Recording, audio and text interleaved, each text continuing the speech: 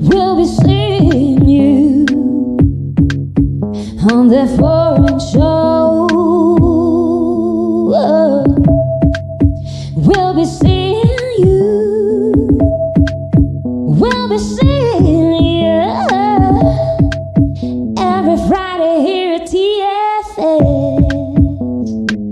That foreign show.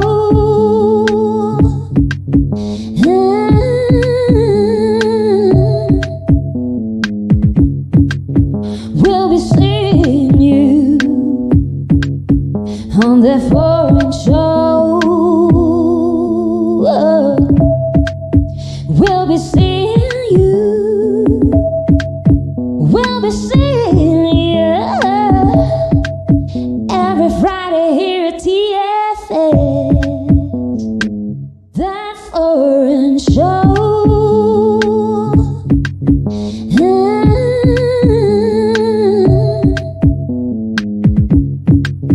We'll be seeing you on that foreign show. We'll be seeing you. We'll be seeing you every Friday here at TFS. That foreign show.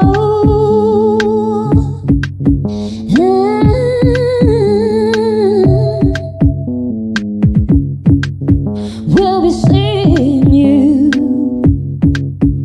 on that foreign show. We'll be seeing you. We'll be seeing you every Friday here at TFS.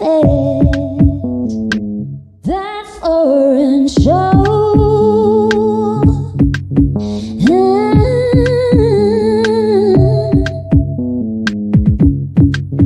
We'll be seeing you on that foreign show. We'll be seeing you. We'll be seeing you every Friday here at TFS. That foreign show.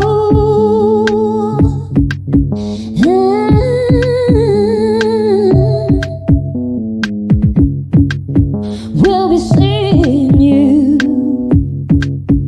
on that foreign show. We'll be seeing you. We'll be seeing you every Friday here at TFS. That foreign show.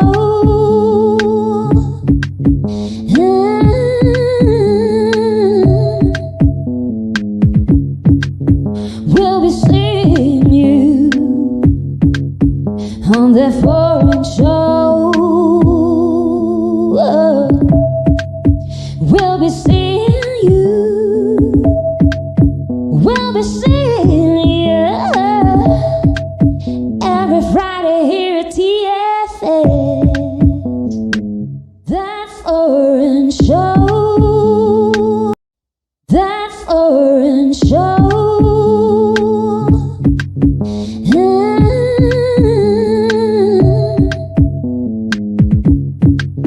We'll be seeing you on that foreign show. We'll be seeing you. We'll be seeing you every Friday here at TFS. That foreign show.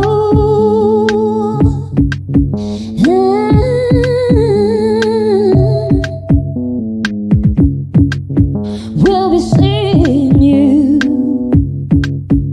on that foreign show. We'll be seeing you. We'll be seeing you every Friday here at TFS. That foreign show.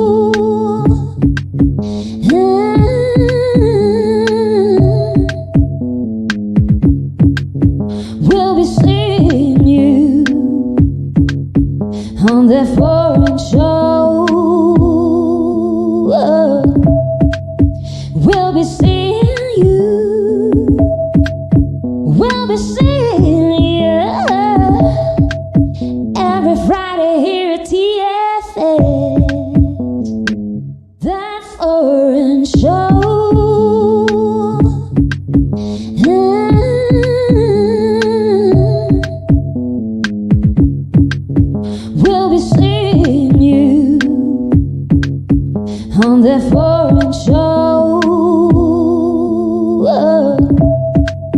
We'll be seeing you. We'll be seeing you every Friday here at TFS. That foreign show.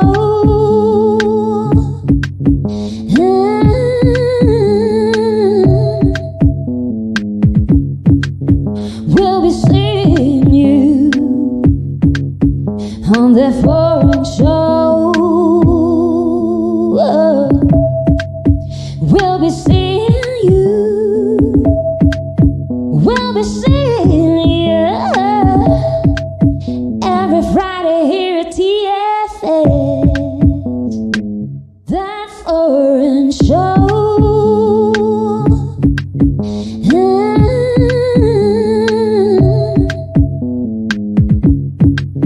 We'll be seeing you on that foreign show. We'll be seeing you. We'll be seeing you every Friday here at TFS. That foreign show.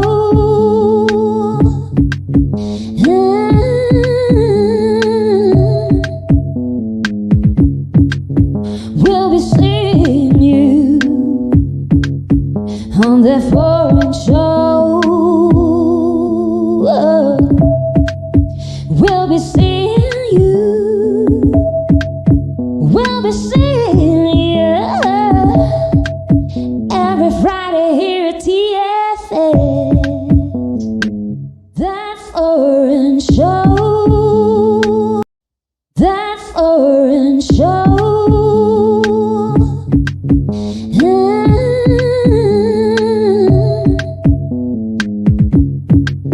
We'll be seeing. ADR Networks presenta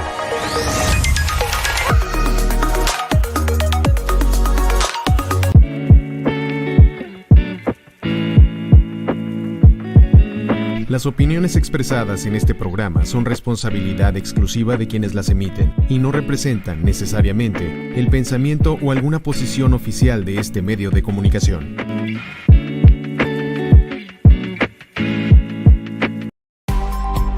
ADR Networks presenta. This is Celestine Angel. And I'm Isa Crouch. And this is... Foreign show. On the foreign show. Yes, yo, ladies and gentlemen, welcome to That Foreign Show, Friday, 3 p.m. My name is Isaac Rakesh. And I'm Celestine Angel, and we are here on ADR Networks. Activating your senses. Yes, that's right. Okay, so now what we're going to talk about is the first segment. It's called That Insider, and it's when we share like our experiences with you, places that we liked. So like this is a place that we have gone since 2017. It's like one of our favorites. It's a Japanese restaurant. It's in Polanco. So like Polanco is usually known for like more expensive high-end restaurants, but this one is very, very economical. Like seriously, it's like below 100 pesos and you can get like an authentic, proper meal. Yes. Rice and like guisados and even miso soup and all for like below 100 pesos. Yeah, really good. It's actually kind of like it feels almost like a hidden away gem kind of secret kind of thing, right? Like people don't really know now about. not so secret anymore because so many people like have now like when we first visited, we were talking about it like in the we went there in the afternoon on a Thursday or something like that. That was the first time, and like it was just us, like maybe 1-2 other tables, and then now every time you go down it's super packed, so it's no longer a secret. I'm sorry to tell you when it's no longer an insider thing, but but like seriously, like if you don't know about this place, it's so good. Like it's really proper Japanese food, like which is the palette that we really enjoy. Like of course now, like having been here in Mexico for such a long time, and we have tried like the Mexican Japanese sushis and stuff, we do enjoy it too. Like it's packed with like a lot of like ingredients. It feels heavier. It's different from the Japanese palette. A different palette, but we kind of grown to kind of Enjoy it as well. Yeah. But yeah, this one is like proper Japanese food, so you wouldn't get the cheese in it, and they're not doing it like Mexican fusion style. So yes, yeah. and the owner, he's from Japan, right? He's an authentic Japanese kind of chef, right? And he has some Japanese chefs working for him as well in the restaurant. Yeah. Yeah, they like the people tending to the place. They are like quite a few Japanese people. Yes. Here we go. That's Yeah, what it's so called. they don't have an Instagram page. So what we're showing you is from like Google. So yeah, just look at it. And like what we usually do, just to let you know, we will order the fried rice instead of the white rice, because we think that it's a lot more. It packs a lot more of the punch, because like the white rice is the serving for us is too small. So we like when the fried rice, it feels like it's going to be a lot more filling. Yes, and we're Asians. We need a lot of rice. yeah, we need a lot of rice. We need a lot of that carbs, right, to get ourselves going.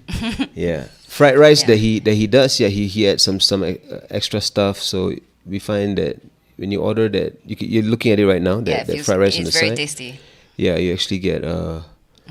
So basically, the fried rice is like even back in Singapore when we have the Japanese fried rice, it tastes like similar. It's basically like with the added with some vegetables, like usually carrots and stuff like that.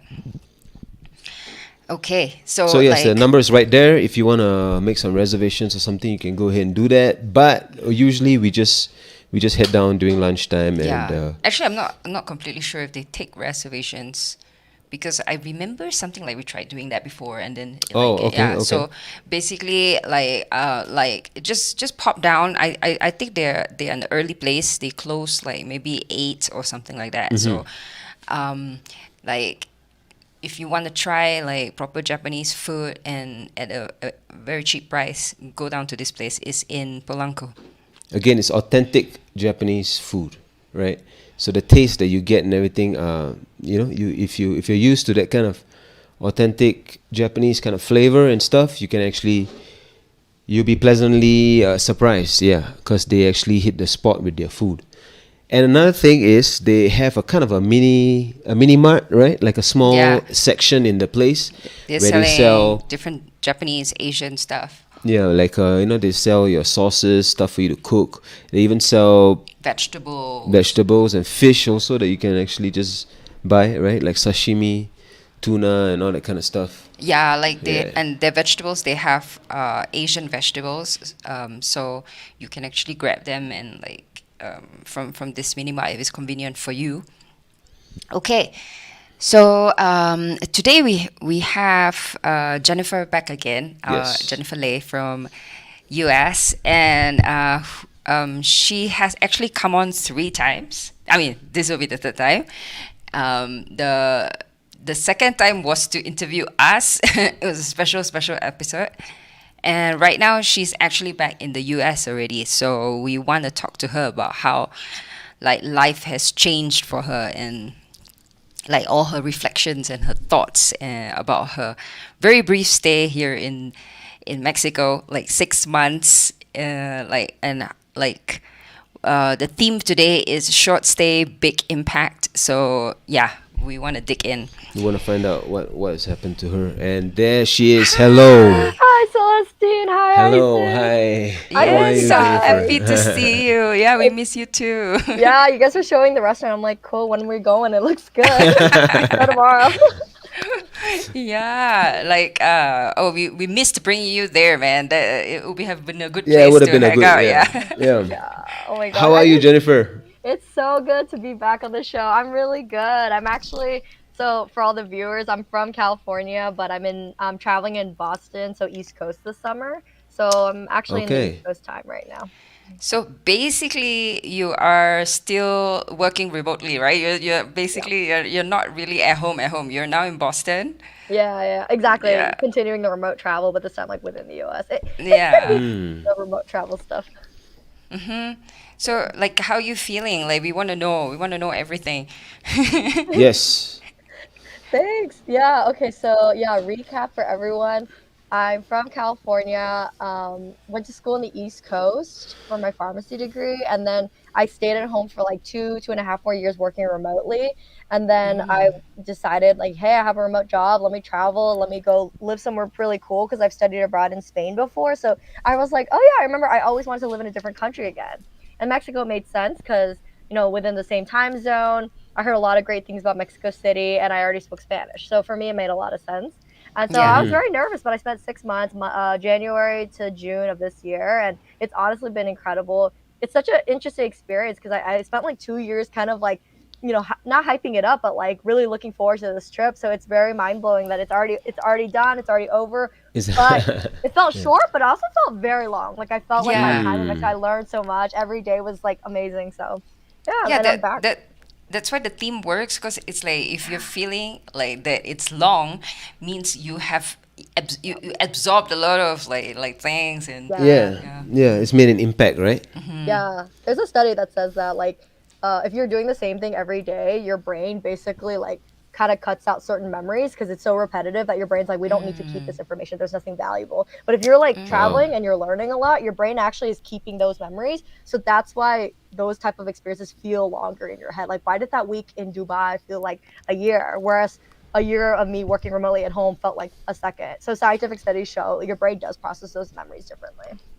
Oh, that's Right. so interesting because we have always been thinking about that. Like when, Yeah. well, there have been like periods where we felt like time moved completely Yeah. differently, and yeah, Yeah. Yeah. And also sometimes when we're doing a project or something, and then we're kind of like into it and trying to get it completed. Even those moments kind of feel different, no? Right? yeah, yeah, Like. yeah. Like when you are stimulated in a different way, Right. like reality changes a lot, right? Yeah. Yeah, really interesting.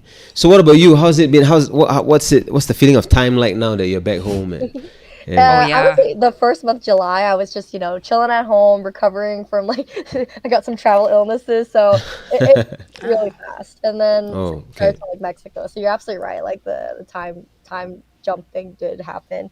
But I'm Mm-hmm. feeling good. I feel like looking back at my time in Mexico, there's like no regrets. It's very like I had an amazing time. I'm proud of myself like coming into Mexico. I didn't come from a place of I don't feel good in my life. I'm insecure. Let me travel to Mexico to find myself. It was very like I made sure for 2 years prior to Mexico that I was already working on myself, already like being very intentional about why I'm coming to Mexico, not just like let's figure it out when I get there. And then so Hmm. I'm proud of myself for that. Can you And then tell us a bit about that? I mean, sorry to cut you off, but can you tell us a bit about maybe what led you to even start to work on those things? Oh yeah, yeah, that was the first like that was part one with Jennifer, right? It was like all about how you were taking a sabbatical from social media and all the interesting like spiritual developments that you had just from doing that, quitting that. Yeah. right. I Yeah. would say it goes back to like so a long time ago when I studied abroad in Spain. I compare the two because those are kind of the two times I lived in a different country. But like looking back, I realized I was 19 when I went to Spain, and I think I was like kind of unhappy in school. I was very young back then. I was like trying to figure out what I wanted to do with career. I was very unsure about myself as like a college student, unsure about myself as like an adult. I was very very young. So I think when I was in Spain, I had such an amazing time, and I was discovering myself so much and made so many friends that when I came back from Spain to the US, I remember feeling very like jarring, very like, oh, I'm back. And like I came Oh, back okay. to the old part of myself that I hadn't worked on. I was still very lost. So I felt like Oh. doubly confused because I had this life in Oh. Spain that was amazing. And then I was immediately had to come back home. And remember, I left to Spain not in a great place. So I think 8 years later, when I was thinking about Mexico, I was trying to be a lot more intentional than I was back then. I was only 19. But I think that's it. You don't want to go somewhere and be like, a trip is going to change my life, because that's not the truth, right? When you come back, Right. you're still the same person. You still have the same issues. That trip is going to be a distraction from your issues if you're not like being intentional about it. So I Yeah. think that's where I came from. I didn't want to come from like wasting my time. I didn't want to like be, oh, let me just take 6 months off on a vacation, because that's what it could have been, right? My Yeah. Mexico City time could have easily been a vacation, and then I come back and I'm hit by all my whatever self journey issues, right? That you hadn't been working on. So I think that's what it. I wanted to be working on it before, during, and then when I come back to the US, I'm in a good place. I want to use Mexico City as a time to like apply what I've been learning, not let me learn it when I get there. You know what I mean?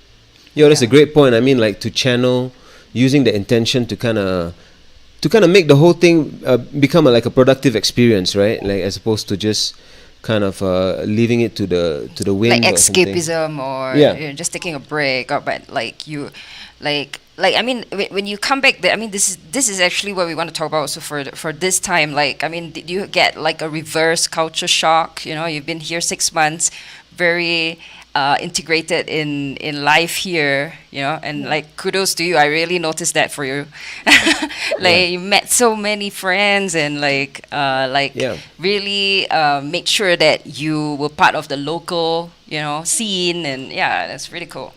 Thank you. Yeah, one of my goals coming to Mexico City really was that I wanted to immerse myself in the culture. I love making friends with other expats, other Americans, other Europeans, other English-speaking people, because it was also cool to hear about their traveling experiences. People would be like, "This is my 20th country. Which country is this for you?" I'm like, "This is Right. my first one, but thanks." That's a different experience too. But yeah, I really wanted to try at least to make some local friends. And you're right. I think by the end, I really succeeded. I'm very like so grateful for all the Mexican locals who like just became my friend, like didn't treat me differently, and like I actually got to practice my Spanish with them, etc. So you're right. Coming back, I was very pleased with what I accomplished internally in Mexico City. I think, like you said, I was making the foundation of what I wanted to do before I came to Mexico City, and then when I came to Mexico City, it was like applying everything I had been learning about myself, applying everything I had been working on.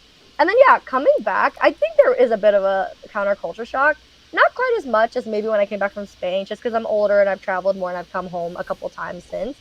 But for example, I feel like the glaring differences between the US and other countries, it became more clear to me when I came home. Like just I guess living in Mexico for 6 months, you just hear so many people talk about US from a third party perspective, from an outside Oh, your perspective. video kind of froze there. Oh no. Can you hear me? Let me plug the Oh laptop yes. in. All right. No, I'll do it. 1 second. Yes, Okay. you're back. You talk to her. Yes, you're saying. Sorry, you got cut off for a bit. No worries. Yeah, I was just saying, I think I got to see the US from an outside perspective for the first time. So, like, my whole life, I live in the US. And as I'm sure everyone is already aware, Americans really do think we're the center of the universe, right? We make the Hollywood movies. All the news is all about us. Like, it's really, like, all about us. And I think Yeah. as an American, you truly can't even be aware of that, because that truly is our normal until you leave the country. And in Mexico, I think just listening to Mexicans talk about the US from a different perspective. And I've met Colombians, Argentinians, they would talk about the US from way in their side of the world. And just seeing, like, even for example, like protests going on in Mexico City, right, in our famous plaza outside of the cathedral. Yeah. Hearing about that, it's like when we have protests in Mexico City, it reverberates and it impacts all of Latin America. Like all the other countries know about it. It's a very influential thing. But it's funny because I'm like, dude, in America, we never would have heard about it. We don't really care about other countries' news. So it's such an amazing, like, mind-blowing thing. I mean, it's like obvious when you say America is not the center of the universe, but it's another thing to like go to other countries and truly see how do other people see us. And so when I came Oh, back yeah. to the US, I was like, oh my God, there's so many homeless people here. Like, I already knew this was an issue, but I think after 6 months, I was like, I saw the US through like fresher eyes. So I've already told a lot of people this, but I did a day trip to San Diego in July. And I know LA already has issues with homeless people, drug issue. We have a huge drug epidemic in the US. And I talked to Yeah. like my friend's a Mexican doctor, and he was like, we don't really have the exact same problem as you guys. Like, this drug addiction epidemic problem is a very US specific issue, which is really sad. And so I know LA has these issues already, but when I went to San Diego, usually I just go to the beach. It's very like touristical. I don't usually see this side. But for the first time, I took a train to San Diego, and when I landed, boom, just like a lot of homeless people. It was very sad to see. I'm not blaming homeless people. It's really a result of our capitalist society. But there was Wow. that. like literally there were people knocking on my bathroom door like, get out, we want to do drugs. Like they didn't say that, but like it was kind of obvious what they wanted. So I was like, oh my god, I haven't experienced this in a long time. And then not only homeless people, just like a lot of conflict. Like there was a lot of police activity going around. I think that day I saw three different police situations, and not with homeless people, with like normal people. The police were arguing with a woman and a disabled woman and her service dog. The police were arguing with a child found under a bench because their parents left them, and they were like arresting the child. It was so crazy. There was a lot of police activity, and it made me realize like, oh my gosh, this is what European people, Asian people, African, Hispanic people say when they come to the U.S. They're like, oh, it's really different here. I think it just really reflects how the U.S. is a very divided community right now. We're probably the most divided we've ever been in our history, with politics, divided racially, divided gender wars. And I think we're at a very tense time in the U.S. There's a lot of like division between classes, rich people, poor people, and I think it's very apparent. So I think coming back, I was just like, dang, I didn't really see this in Mexico. Mexico has its own craziness, own crazy politics, own crazy society, but there's something unique about the U.S. Yeah. Was it something that, would you say it's getting worse, like these issues that you mentioned about the U.S., like homelessness and things like that? Definitely. It's getting worse since, wow, okay. It's getting worse where I hear about it on the news, but now I'm also seeing it. Like, I don't see a million tents on the street in, like, Japan or, like, even Vietnam. Like, people be living in their houses. And I would say this comes down to, like, the U.S. has a very individualistic society, right? It's very us versus them. It's very about, how do I build my wealth? How do I hustle so I'm rich?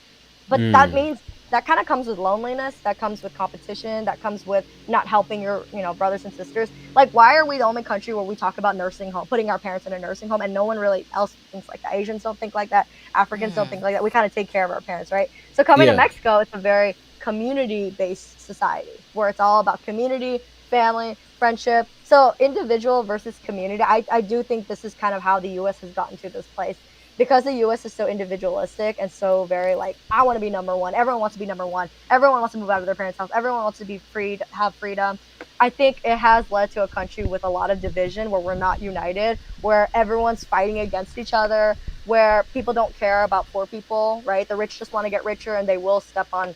That's how we have so many homeless people. I'm never going to blame homeless people for being homeless. It's a systemic thing that they ended up being homeless. So it is very sad to see my country. What would you say? What would you? I mean, in your opinion, I would say the worst part of it is seeing how the bad effects that are happening in the U.S. economically, socially, etc. It's it's affecting other countries. For example, why are there so many expats from America in Mexico? If people could afford housing in the U.S., if people were happy in the U.S. and people weren't depressed, why are we coming to Mexico? Every expat says the same thing. People are so happy in Mexico. People are very loving and kind and welcoming in Mexico. I can afford Mexico because I can't afford the U.S. So it's just sad that, like, because we are not doing well in the U.S., unfortunately, we are impacting other countries. And honestly, not always in a good way. We're impacting Mexico negatively, for example. Well, positively with our tourism money, but negatively with, like, the gentrification. Yeah. I mean, but gentrification is a whole topic, right? Like, I mean, like, a lot of places are affected by gentrification as well, and it's quite a hot button it's topic. Like, it could be a positive thing or a negative thing, and it really depends on like individual opinion. So, but I absolutely get what you're talking about with like these things that are happening in the U.S. and like you got a chance to see it like. Just because you've been away and then back, and then you can see all like the changes really stark in your face. Yeah. Wow. Yeah, I was gonna ask you also, like, what do you, in your opinion, right? Being an American, what do you think is causing this kind of increase in homelessness and increase in kind of, I don't know. I mean, I would say unhappiness in the U.S. I don't want to generalize too much, but I mean, just in your opinion, what do you think it is? I mean, you mentioned one thing could be the whole hustle culture thing, right? Us against them. But I mean, if you look at it, if it's kind of channeled in a positive way, it could actually lead to a positive outcome, right? Like, let's get together, let's improve our lives together, growth. But the us against them would be already not thinking in the community sort of way, right? Is that what You Yeah, are, yeah. that's kind of where I was getting at. Yeah, like just going to other. Mm. Because when I lived in the U.S., this was my norm, right? Everyone is taught growing up, get a good job, beat your friends, and go to a better college than your friends, right? You get the best job, you get the best degree, then you can have the money, you can have the best house. It's very like you. So, but to me, that was normal. I just thought that's how everyone lived. But I think, yeah, coming to other countries, for even Spain, like they weren't. There was just less pressure about having the best job, having the best salary. It was more about, Mm. hey, on a Tuesday, I'm having dinner with all my family and friends. Like it was very like communal. And I know people from who born and raised in Asia say the same thing. Like I didn't have a hard time raising my kids because the whole neighborhood helped me. Like all the aunts and uncles who are not really my aunts and uncles helped. And I'm like, wow. And haven't you noticed like immigrants who move to the U.S. They say that they're like, I feel a lot lonelier in the U.S. I feel a lot more isolated. So one example is like suburbs. Suburbs is a very American unique thing where Mm-hmm. everyone has to drive because you cannot walk anywhere. Our country's too big for that. We've just spread everything out. So what does that mean? Everyone's in their own car by themselves. Whenever you go somewhere, you have to drive there, meaning you're alone and you have to be very intentional about going somewhere. Everyone has their own house because that's the American dream, right? Whereas I feel like other countries, because it's more walkable, because they don't have like technically not everyone has these suburbs. I do feel like it's more communal. So I feel like we're really depressed. Like I think we have the highest rates of depression and anxiety this country has ever seen. Oh, And I wow. do think it's due to isolation. I do think it's because people are not getting those third space communities that they crave. Because in the end, we do crave it. And instead, Yeah. we're told to focus on our 9 to 5 jobs. We're told to focus on our side hustles. That's not life, right? Like life is about being like happy with relationships and family and friends. So yeah, I do think economically, socially, and it comes from really, in my opinion, capitalism, right? Because the capitalism eventually affects how do you build roads, right? And how you build roads, I just told you, affected community because if you're driving everywhere, it is hard to have a community. Yeah. Capitalism affects your job. If you're too busy Mm-hmm. working 2 or 3 jobs just to have housing in the US, which a lot of people are doing, how do you have time to hang out with your friends? How do you have time to do anything that you're passionate about Yeah. if you're struggling to survive? It's What if it's all about work, money. exactly? Yeah. Yeah. Capitalism affects like they are affecting our relationships. So another thing I've noticed is like gender wars, which I find really interesting in the US. I feel like Okay. men and women What's are that? more divided than they've ever been in the US. Like there has been like conversation about this. And so that even further increases people's feeling of isolation. Like basically men and women don't understand each other, right? Like men are like, oh, like a lot of them are like, oh, you said you wanted feminism, therefore I'm not going to pay for you. I'm not going to pay for a first date. You said you want equal, there's equal. Or a lot of men I've noticed in America are very like, girls just want to go on a date with me so I can pay for their food and drink. I'm sick of girls using me. Whereas on the Right. other hand, girls are saying, I feel sad that men don't see me as a human. I feel sad that men don't see me as anything other than a sex object. So I've noticed there has been a huge divide between men and women. And you see it with the frustration on dating apps, right? People feel like, oh, I'm so sick of dating apps, but I feel like it's the only way to meet people. Whereas I'm not saying Mexico and other countries don't have this problem because I've asked people. I was like, in Mexico, are dating apps really big? Because I didn't use them. Mm-hmm. And people said, yeah, it's increasing. But I still notice in Mexico, men and women have friendships. Men and women go out for drinks after work. Men and women still like, I'm not saying there's not their own machismo issue, but I Yeah. have noticed there is more community in Mexico. It's easier to meet people in person. Whereas in America, I feel like we are very isolated and we only meet Yeah. people through apps. You know? Yeah, you mentioned this to me like the last when you were while you were here as well. Like you were talking about how back home it's actually really hard. It's much harder to meet new people and to get that like vibe going and Yeah. stuff like that. And I mean you mentioned that like back in Asia also you see it as like people raised their children communally, By a whole village, right? yeah, By a and whole then group of you people. do feel that thing. But like for us, it's, as Singaporeans, it's very Americanized. Like we it's totally how you describe like everybody has to like the hustle culture, and then you have to compete with other people. You have to be the best in what you do. Like Singapore is so much like that. Yeah. Yeah. So yeah, Exactly right. and it's very strange because then you feel the isolation, but because the country is very small, so like there's a shitload of people like all packed together, and so you feel like overwhelmed by the people, you know. Yeah. Yeah, there's a lot going on, right? There's a lot going on. It's very like heavy, like, you know, mentally and stuff. Yeah, but like in the US when we lived there, but to be fair, we lived in a really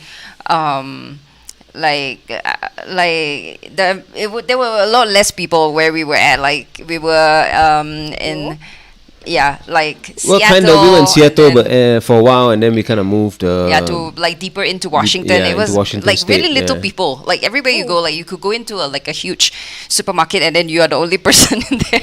Yeah, pretty much. Yeah. Yeah. Oh, wow. So Yeah, but- so like the isolation was. Yeah. Exactly. But we really enjoyed that time there. You know, a big shout out to all the people that we met along the way. You know, in yeah. Seattle, and yeah. Yeah. And it was a kind of, I guess at that time the experience we were going for was kind of like we just wanted something different. No, we wanted to see snow, right? We wanted We have never seen snow before, and Yeah, it was very nice. yeah, and then of that? course, You that know, when was really the day that the snow came, firstly, like it hasn't snowed for like 6-7 years or something like that. And then so when the snow arrived, they were like, "You brought the snow." They said we brought the snow because we wanted to see I it. didn't know it snowed there that much. That's interesting. Wow. Yeah, and the funny yeah, the thing roads, was the roads like, actually got shut during when- the Christmas period, right? it was completely the roads were like completely chocked with the snow. Yeah, and another thing is the people there couldn't really understand like our enthusiasm, you know, for the snow, because they're like, you know, they'd be like, "What? I hate the snow, man," you know, that kind of thing, you know, and.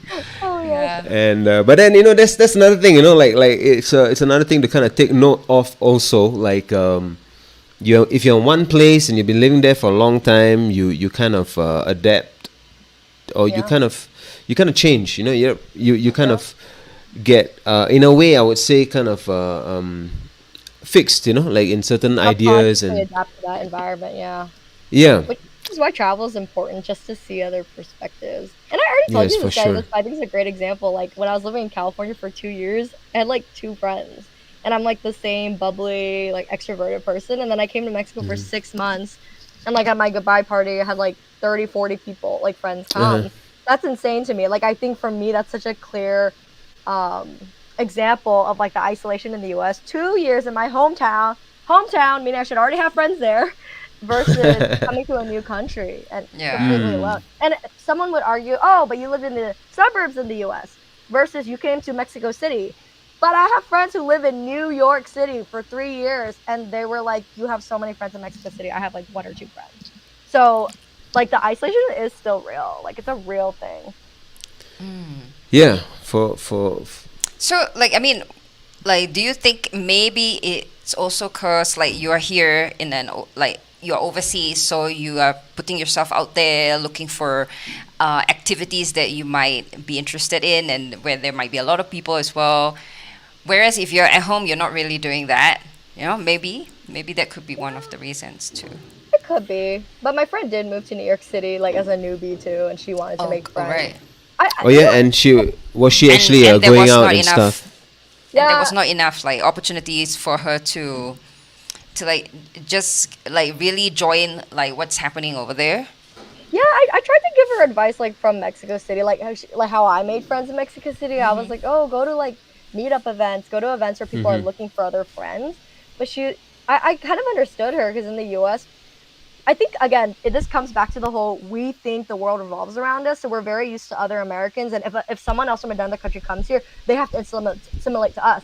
Whereas I feel like other countries, you guys are just more globally aware of other countries. So Mexico City's already very ready, very understanding that people are coming from Europe, coming from Africa, coming from India, Asia, wherever. So people already want to meet other international people. Whereas in the US, we're very like, assimilate to the US. Like, we speak English here, like, do that. Whereas, like, in Mexico, you guys are already very, like, you know what I mean, adapting. People are making events for foreigners to meet each other. Whereas in the New York, it's very, like, all the Americans already have their friends. All the Americans already have their friends from college. They're maybe their boyfriend or girlfriend's friends. They're not, like, no one goes to New York. Well, not no one, but, like, a lot of Americans don't come to New York saying, I want to meet people from Europe in New York. You know what I mean? I don't know, it's a different which vibe. is really interesting, because Yeah, like I also feel like Asians kind of have that kind of. They also have that kind of vibe, right? Of like meeting a lot of people, actually, like hanging out with your friends' friends and things like that. How one outing, like if you go out or something, you hang out with friends, and then it kind of grows. Your friends meet your friends, that kind of thing. Yeah, expanding the community. Yeah. And it's interesting because we have the impression of New York that it's kind of like that also, Yeah, that's why what you're saying Yeah. makes sense, but like disappointing for us because like when we go to New York, we would like to also jump in and like be part of the community, see what's going on. yeah, But see yeah, what's going on. You're Yeah. totally right. Like it is also up to the person. So maybe the friend I was talking to is more shy than you guys. Sure, and yeah. doesn't know how to get into the art community, right? Mm. yeah, or like maybe she needs to know what community she would be the right one for her to participate in. If she does salsa, maybe salsa is the one. Or yeah, I don't know. Absolutely. I'm not an it's America interesting hater at to all. figure I'm not this. saying America's super isolated. Obviously, people have a lot of friends here and have very happy lives. Yeah, for and sure. So do I. But I do notice a particular difference. Like, like for example, you go to Europe, right? You go to a hostel. The hostel has people from millions of countries, right? Hundreds of countries. Right. Because they're just more globally aware because they all live right next to each other. But because America's this big isolated country, right? Like we just know each other. It's just it is different. We don't like I don't know. It's just not as internationally aware in my opinion. No, yeah, I see your point. And there's almost an expectation that, hey, you've come to our country, so right, like you gotta Exactly. So adapt I to have our. a family member who's about to move to New York City, and she's not exactly from Boston to New York. Okay. So me coming to Mexico City, you're absolutely right. I was like, what salsa groups can I join? What meetups what events can I go to where there's like other remote workers or like other Mexican locals who want to, language exchange parties, right? We have a lot of that, where I made a lot of friends. So my cousin moving to New York from another American city, she's not thinking about going to language exchange parties. She's not thinking about going to meetup for foreigners. She's actually going there to work, and she has college friends there, and she's really banking on like, hey, I have friends there, and like maybe my college friends can introduce me to other Americans. Okay. You see how like the vibe is different just because we Right. are, like you said, America. You're just used to other Americans. Yeah, and also doing that like when you know someone there already, and then you're just going to join their community. It's like you don't really need to put yourself out there so much. You just think that you can naturally assimilate yourself. Yeah, so Like it's kind of a like it's a lazier way, like you don't have to be so proactive. You don't have to think, okay, like let me search what to do and stuff like that. Yeah. Yeah, I was gonna say it's like kind of like a osmosis kind of way, right? Like Yeah. that. Like Yeah. us being from Singapore, we from a very young age actually we're kind of used to this idea of people coming from all over the world, See? right? So we kind of have a And bit we of had to adapt all the way, and Yeah. at the same time, everyone's just complaining all the time. So they complain and adapt, and complain and adapt because things move so fast in Singapore. Well, yeah, okay. So that's a yeah. True. I would really like to know, like, how has your lifestyle changes? Like, what are your thoughts? What's happening? Like from Mexico to the U.S. and then now you're traveling around U.S. Like, let me know. Yes. Yeah, I think from a mindset point of view, in addition to like just seeing the U.S. in a different light, I think my time in Mexico has helped me kind of refocus, like, what do I want to do going forward? Because in Mexico, I met a lot of new people. And when you meet new people, they challenge you, right? Like these are people, different types of people I've never met before, new experiences that challenge me, just new things. So, for example, even just like one tiny detail is I saw so many dogs in Mexico. And it was such a part of the life there that now I want a dog more than I ever did before. Another Okay. thing is I really enjoy working remotely in Mexico. So going forward, now I'm kind of like, okay, I do want to go traveling more. I might want to do a little less of living in one place for a long period of time because I just did it in Mexico. And now I think going forward, I want to do more like I do want to see places as a tourist. So even in Mexico, I didn't get to see a lot of other cities that I really wanted to travel to. I did what I came to do. I wanted to like really explore Mexico City, but like going forward, it helped me redirect where I want to go. So I think coming back from Mexico, like now back in the US, I do have a little bit of a stronger direction of like where I want to go with career, where I want to go with relationships, because I just learned a lot about myself in Mexico City. So that's been really good. Number two, other changes is like I really enjoyed walking like everywhere in Mexico City. It's just a very walkable area, and I enjoyed walking to cafes. Taking the subway was really fun. Yeah, actually, it was for me. Taking the subway was fun. Taking the bus. Yeah, we had I know to, we not had for to pause everybody. at that too. Yeah, pause, yeah, because like I know some Mexicans. Like I get it, and I'll get it, and like both ways, you know. Like I get it. Like having the subway is fun because you can just go anywhere. Like Yeah. and, Yes. yeah. But also it's crazy. The subway is crazy. Yeah. But coming from a place in like LA, Orange County area where we don't even have the option of subways, Yeah. like it's like a huge like dang, I don't have to have a car. I can actually go somewhere without like I at least have that option. You know, like I'll tell you this real quick, but like, cause we had some friends like in Guatemala, they were from like the UK, and then when they came to visit like Mexico City, they were so funny, cause they're like, oh my god, you guys have a subway, and they were acting so like, oh, they have been suffering for so long or something. Yeah. They were really funny, yeah, It's like a big deal. yeah. Yeah. But yes, we get your point. Yeah, of like the option, right, of not needing to drive if you don't want to. 'Cause I got into a car accident right before I came to Mexico City in the U.S. and like it kind of scarred me after because I had a lot of issues with insurance and like people were trying to sue me and stuff like that. So like Oh shit. I realized driving is a big liability. You're paying a lot of money, like hundreds of dollars per month, thousands of dollars per year for insurance, etc. And then all the gas, and then like in LA because we drive everywhere. Every time I went to a concert in LA, I had to pay like a lot of like $80 US dollars for parking. Like it's just insane just to go anywhere. Yeah, so expensive. So yeah. yeah, I think after coming back from Mexico, I really appreciated the non-car life. And like in America, as I already mentioned, that's a very different. You either have to live in New York, Chicago, Boston. Like you have to live in certain only like couple locations where you don't need a car. Everywhere else you need a car. So I was like, dang, I felt like a little restricted because of that. And then it's also health-wise. Like I lost weight a little better in Mexico because I was walking everywhere, and it didn't feel like exercise to me. Like, why do you think Americans are so obsessed with the gym? Because we drive everywhere, so we need to go to a gym to exercise. Whereas I remember everyone always asks, why do the Italians and Spanish people in Spain like they eat a lot of like yummy pasta, but they're usually pretty fit because they walk everywhere. So I think that just changed my perspective too. So going forward, I hope I can live in a city where I can like walk and incorporate walking into my life because it was actually a big deal. Now that I'm a little bit more scared of driving and the liabilities and the money it costs versus when I was in Mexico and I could walk everywhere, and like not only was it less liability, I was like healthier too. So that's like another thing I noticed when I came back. I was like trying to walk to places, or I didn't want to drive anymore. Back when I was in California, I used to like drive an hour to LA, 2 hours to San Diego because I wanted to have a fun time in these cities.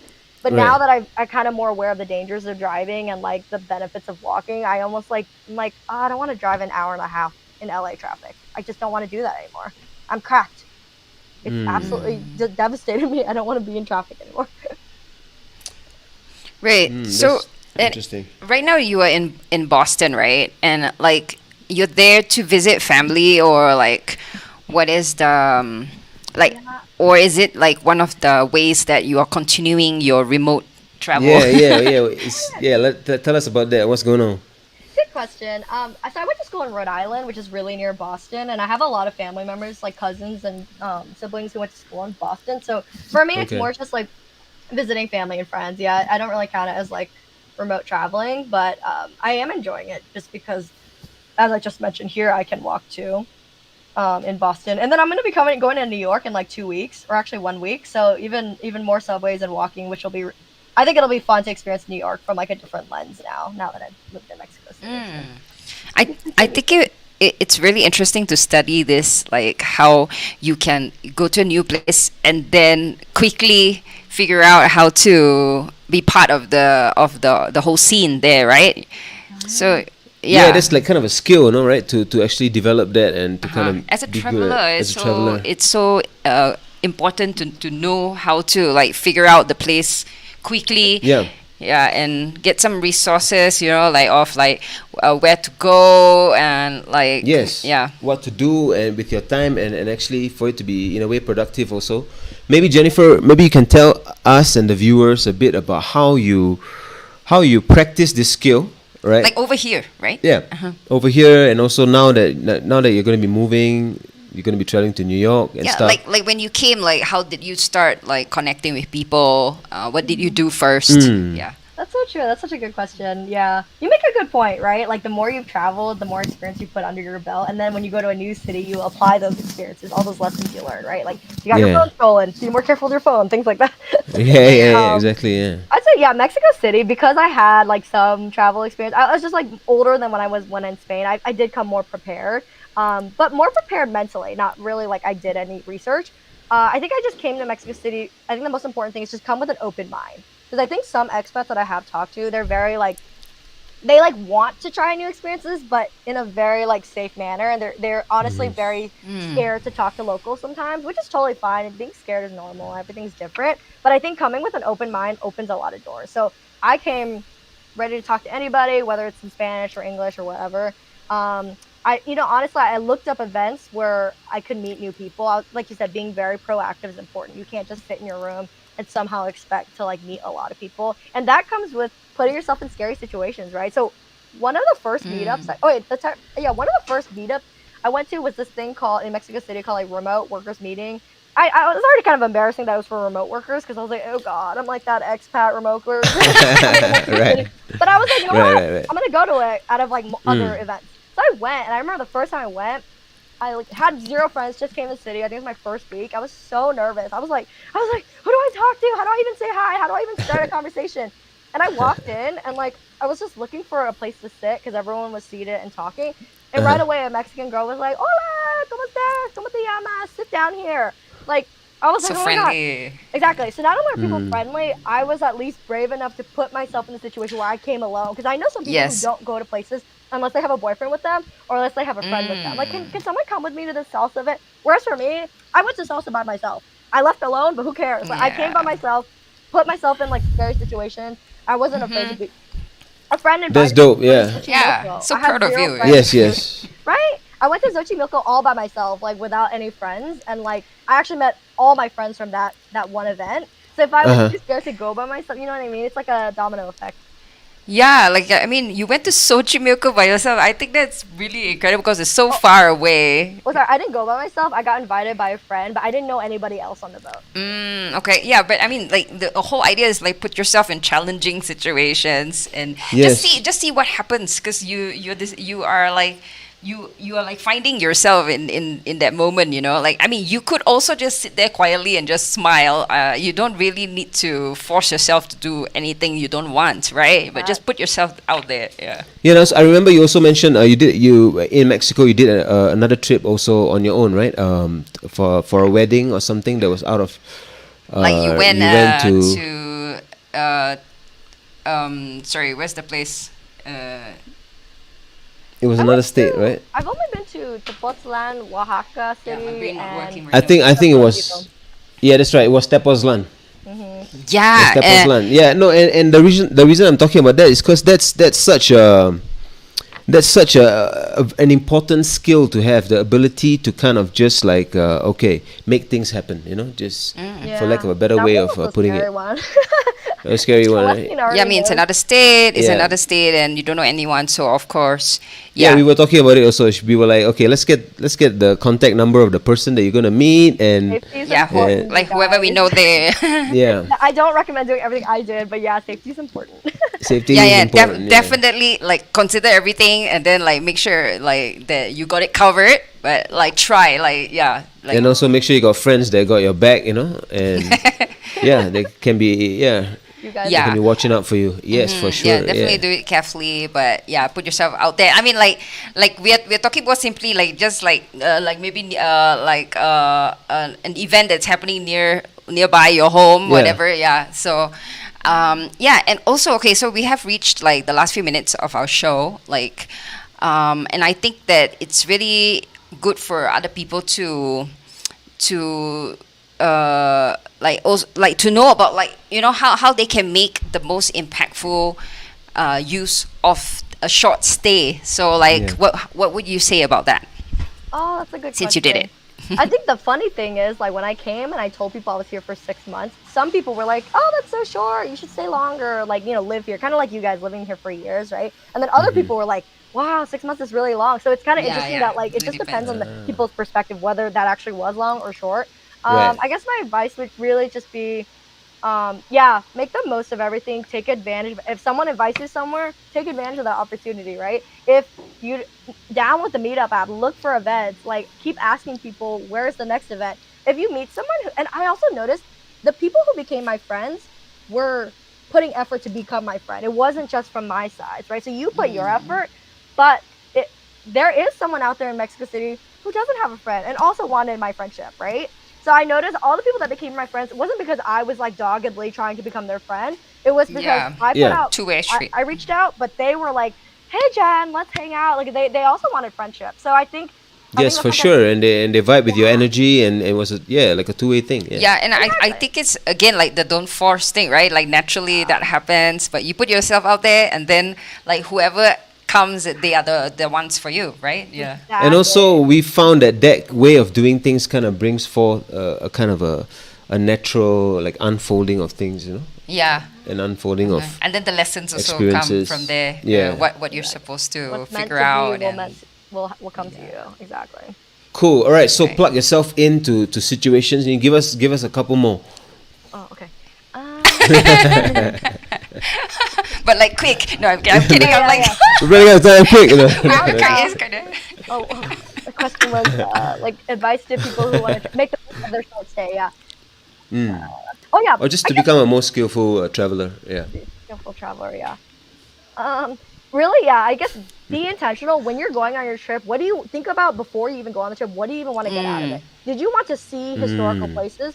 Did you want to meet people in the bar and talk to some random local people? Like really think about like what is your intention? What do you even want to get out of the trip? Because every trip is so different. So I think if you're intentional about what you came for, then let's say you didn't come to make friends, then you can't leave your trip saying, "Darn, I didn't make any friends. I'm a loser. No one wants to be."